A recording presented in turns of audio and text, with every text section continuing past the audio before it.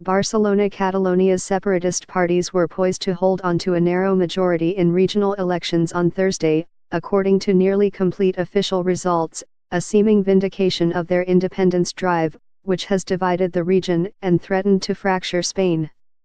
If confirmed, the outcome would be a significant setback for Prime Minister Mariano Rajoy, who invoked emergency powers, ousted the Catalan government and took direct administrative control of the formerly autonomous region after its separatist lawmakers declared independence in October.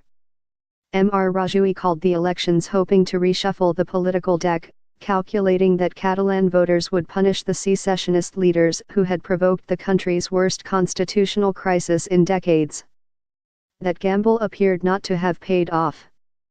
The three main separatist parties won 70 of the 135 seats in the Catalan parliament, with 85% of the votes counted. After months of feuding, Mr. Rajoy, Catalonia and indeed all of Spain now end up close to where the crisis started. Worse for Mr. Rajoy, he is now politically wounded, having lost his bet that a sufficiently large majority of Catalans would rally behind his call for Spanish unity to snuff out the secessionist challenge. Instead, it was Mr. Rajoy's Popular Party that was punished, with most unionist votes going to Ciudadanos, a rival party on which Mr. Rajoy already depends to keep his minority government alive in Madrid. The Popular Party was on course to win only 4 seats, ending up last among the main parties, according to the partial results. The election campaign has also now helped harden positions on all sides between the central government in Madrid and Catalonia, as well as between unionists and separatists in the prosperous northeastern region itself. This result does nothing to solve the conflict but instead reinforces the extremists on both sides, said Elisenda Malatate Garcia, a professor of administrative law at the University of Barcelona.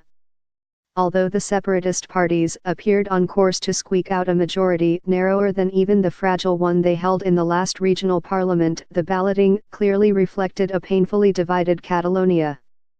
The region, which includes Barcelona, the hub of Spain's thriving tourism sector, has harbored desires for independence based on its distinct language and culture for generations, even if they have ebbed and flowed.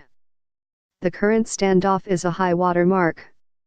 It has unsettled not only Spain but also its neighbors in the European Union, many of whom are fearful of separatist challenges of their own at a time of rising populism and nationalism.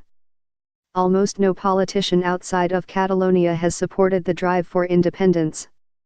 But even the separatists are a fractious group and they have already struggled in the past to agree on tactics or strategy. In recent weeks, their disagreements have become more profound, after their failed independence push in October. The separatist parties may now find themselves facing a difficult round of negotiations to decide who should lead Catalonia's government and how to put their secessionist project back on track.